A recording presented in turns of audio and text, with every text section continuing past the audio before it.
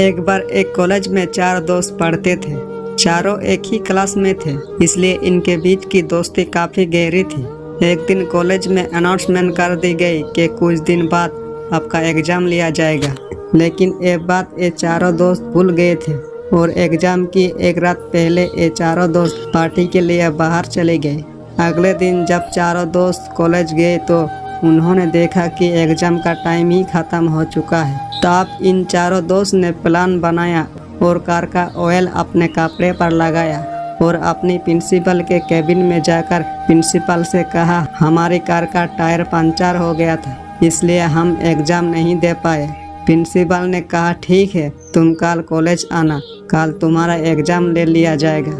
चारों दोस्त खुश होकर वहाँ से निकल गए और ये सोचने लगे कि आज तो हम बच गए। इन चारों दोस्त ने रात भर पढ़ाई की और जब अगले दिन एग्ज़ाम देने गए तब इनसे कहा गया कि तुम चारों का एग्ज़ाम अलग अलग क्लास में लिया जाएगा।